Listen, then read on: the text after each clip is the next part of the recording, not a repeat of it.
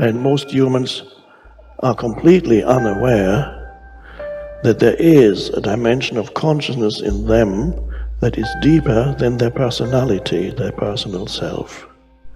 So they are trapped on the surface level of reality, and that is not a pleasant place to be. We confuse signs, words, numbers, symbols, and ideas with the real world. Most of us would have rather money than tangible wealth, and a great occasion is somehow spoiled for us unless photographed. And to read about it the next day in the newspaper is oddly more fun for us than the original living. And all so-called civilized peoples have increasingly become crazy and self-destructive because through excessive thinking they have lost touch with reality. Reality is the part of you that is eternal. And when you live there, you abide in an absence of fear. And you begin to know that life itself is a sublime experience. And there are no accidents in it at all. And that intelligence, whatever you want to call it, flows through each and every one of us. And the same intelligence that moves a star across the sky moves a thought across your mind. We all must deal with that dark side of our nature, the positive side of our nature. And it isn't that it ever gets done or finished, but that we should suppress those things that would cause us trouble, not only within ourselves, but cause us trouble with someone else. It's a never-ending challenge, but to still always be who you are. But who we are is, you might describe it as dual nature. And the key to life is to become the most of the good in you and the least of the bad. Because you've got to make a move which will put yourself out of your own control into the control of a better. If you don't believe in the Christian kind of a God, you can believe in the Hindu kind of a God, who is your inner self, the real self, the spirit, which is substantially identical with God. So you've got to meditate in such a way that you identify with your higher self. Now, how do you do that? Well, you start by watching all your thoughts very carefully, watching your feelings, watching your emotions, so that you begin to build up a sense of separation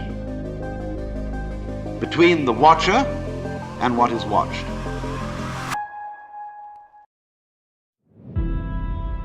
You cannot change conditions or circumstance. You don't have to let them control you. We can't control what's going on outside, but we can control what's going on inside. Unfortunately, I don't think many of us have been raised to really understand that. And it's a lack of understanding that's causing all our problems. We are the only creature on the planet that's totally disoriented in our environment. All the little squirrels, the birds, all the animals are completely at home in their environment. They blend in. You and I are totally disoriented in our environment. We've been given the mental faculties to create our own environment. However, we go right through school and we've never learned that. We have higher faculties, and the average person has no knowledge of how to operate with them. We have perception, the will, reason, imagination, memory, and intuition. Those mental faculties, they're not just words, they're actually mental faculties that we can use to take control over our world and to create the environment that we want. But unfortunately, we grow up, we don't know that. We've been raised to live through by what we see, hear, smell, taste, and touch. We've been raised to be controlled by what's going on outside. As little kids, will you listen to what I'm telling you? Will you look at this?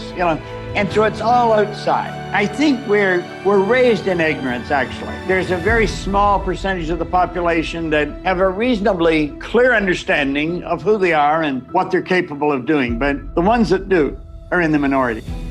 It's so important for people to remember that they're the creators of their lives instead of the victim of their lives. The victim is saying, I'm feeling this way because that person or that circumstance or I don't have any money is causing me to feel this way. That's my relationship with money. What that really means is I'm using my lack to reaffirm my dependency, my addiction, my conditioning. That's my relationship with money, is that I put my attention on money because I don't have it. Their relationship with money is, of course, built on lack. And so when they don't have it, they feel bad. What they're really saying is, my outer environment, my reality is actually controlling the way I feel and the way I think. So Lewis, why are you in a good mood today? Things are going good. Why are you in a bad mood? Things are going bad today. So this unconscious program of victimization is saying that we're allowing our environment to influence the way we feel and the way we think. Isn't that what victimization is? And the stronger the emotion we have to our lack, the more we put our attention on the fact that we don't have it. So then the person has forgotten that they're creating reality because what they're creating is lack. Okay, let's create from the field instead of from matter. Get a coherent heart, get a coherent brain, relax in the heart, and energy moves right into the brain. We've measured this 1,000 times, and all of a sudden the person moves into these beautiful, elegant brainwave states where they're super creative, right? The future must become the present in the imagination of the one who would wisely and consciously create circumstances. I think right now everybody wants to create circumstances because they don't like the ones they find themselves in. But you see, you cannot change the circumstance you find yourself in. You can only change your perception of them. And when you do that, you change the circumstance. So we say here, the future must become the present in the imagination of the one who would wisely and consciously create circumstance. We must translate vision into being. Thinking of into thinking from. Imagination must center itself in some state and then view the world from that state. See yourself where we want to be and then be there. Thinking from the end is an intense perception of the world of fulfilled desire. That is so cool. Thinking from the end is an intense perception of the world of fulfilled desire. So what are we doing? We're building a goal, and then we see ourselves already having accomplished the goal. Thinking from the end is an intense perception of the world of fulfilled desire. Already got it. I don't have to get it, I've already got it. That's an intense perception of the world of fulfilled desire. In other words, you got it. It's here. Now think. Are you thinking from the end or are you thinking of the end? If you're thinking of the end, your thinking is way out there. If you're thinking from the end, you're part of it. See, the end result has already happened in our mind. We're created beings. We're God's highest form of creation. We can create in our consciousness the kind of person we want to be and then be that person. And that's what he said here. We must translate vision into being. So we don't just visualize it, we be it. The longer you're conscious of that energy, the more you draw that future to you. What does the synchronicity mean? It means whatever you're doing inside of you is producing that effect outside of you. Pay attention to what you did. Keep doing do more it again. of it. Yeah. So generate a little bit more abundance. Just do it for an experiment. Now, when the synchronicity happens, do you think you feel suffering or do you think you feel a little excitement? You feel inspired, right? Mm-hmm. So then that synchronicity is saying, use this energy, use this feeling. It should be easier for you to feel this now and go back and do it again. Mm-hmm. Keep the experiment going.